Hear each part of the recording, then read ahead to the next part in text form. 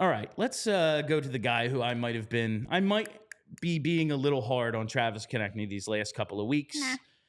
But for a guy who wants maybe 8 times 9, something around there, I need a little more. I need a little more. You're supposed to be the team's best player. You're the only true talent, maybe first-line guy on this team. Yeah. I do think you're being a bit hard on him. I do. Now, don't coming back from. I fully understand coming back from the injury, and you're also talking about a guy who just want to point this out before you go on your anti-Konecny rant. So since returning from the injury in 13 games, he has 11 points. It's not like he's not scoring. Well, he could score a little against these bad teams. I'm just saying. So could everybody. Yeah, but I'm just saying, like, he's the one who has to. Well, what I'm saying is, like, this isn't a Farabee situation where, like, his scoring has legitimately fallen off a cliff. Like, gone. Like, Konecny in his last 13 games, playing through an injury that he probably came back too soon from, he is scoring at nearly a point per game rate, which it doesn't seem like you think he is. I think, like, picking up a secondary assist last night doesn't do a ton for him. Okay, like, still goal. All right, but like anyone could have done that. I'd like to see him do more, but I don't think this has been like he is dramatically underplaying. I just said I'm probably being a little unfair, but given the Torts quotes last night about how we're finding out about certain guys, and some of the things we might be finding out are negative. Fair.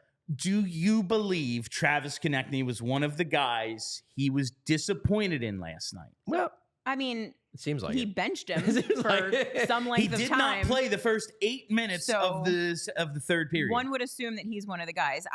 I would kind of like to, I don't want to hijack the conversation, but please do. This gets to one of my John Tortorella complaints. Okay. So Travis Konecny doesn't look as good as he wants him to in the second period. Absolutely fair. Most of the team didn't. So you bench him for 8 minutes. 8 minutes? Whatever. 7.5. Yeah, something like that. Scott Lawton looked like shit in that game. He did not look good at all. And he did not miss a shift. He got 10 minutes in the third period. He played half the period. Okay. As did Tyson Forrester. Okay. And then Lawton got a shift in overtime? Him and Forrester kicked off the game at the overtime period, yeah. It just, for me, like, I love Scott Lawton. He's not as good as Travis Konecny. He's never going to score you as many goals as Travis Konecny. Absolutely. So I don't understand. I understand why he thinks this is a good idea. This whole, like, I'm going to punish you for underperforming. But you're trying to also win a hockey game.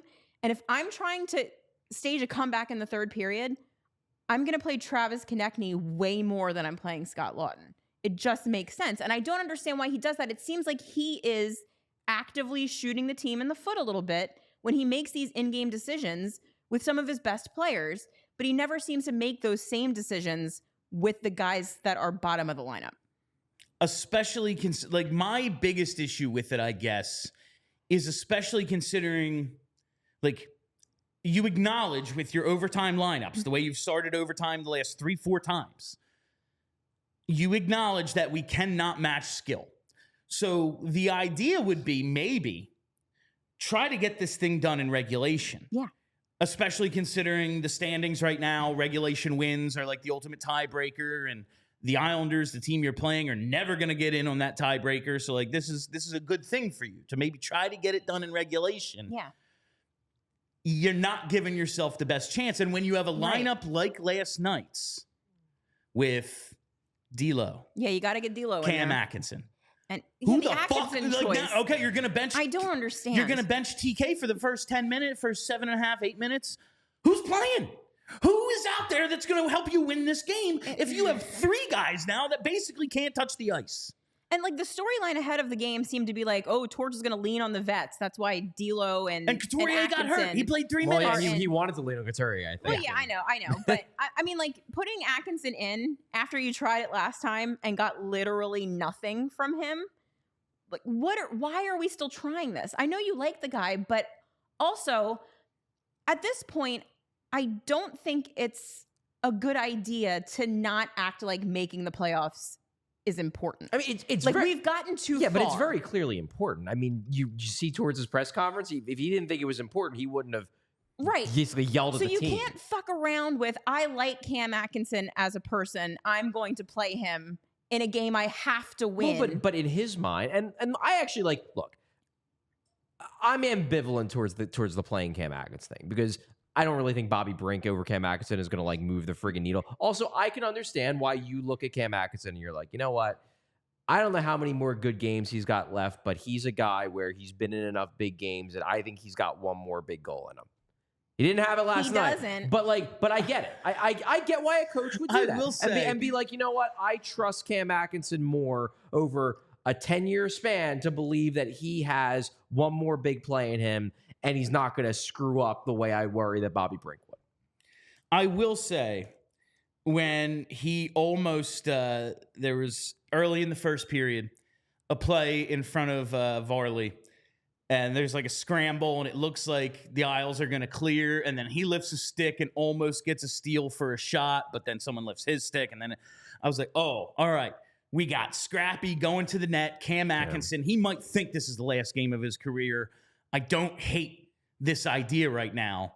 And then I didn't hear his name for the rest of the game. He was pretty much invisible. I almost for a second was like, all right, this is one of those Charlie Manuel moves. Jeff Jenkins hasn't played in 2 weeks. Guess what? He's going to hit a home run in the third inning. And it was like, no, it's the coach. Yeah, guy. I think truthfully the Atkinson thing was probably more of a gut feeling from Torts. And it turned out his gut was wrong and Atkinson really didn't have shit. But coaches make gut decisions all the time. Yeah, It's what you do. It's why you hire coaches. Yeah. It's why computers don't run the team. I understand that. I also think, given where we are, and I've said this many times, if the point of not tearing it down is getting to see dudes in these big games, fair. Bobby Brink's one of them dudes. Yeah. And not saying, that's the reason they lost. No, Might have made no no. difference. They might have lost more because Brink screws up 3 times. Who the fuck knows? Yeah. I'm just saying, if we're finding out about guys, I know the answer on Cam Atkinson. If Cam Atkinson had a full tank of gas right now, it wouldn't matter. Because he ain't going to be here. Yeah. He's got no part of the future of this team beyond next year at most. Fair point. Maybe beyond this week. We all silly like the mayor.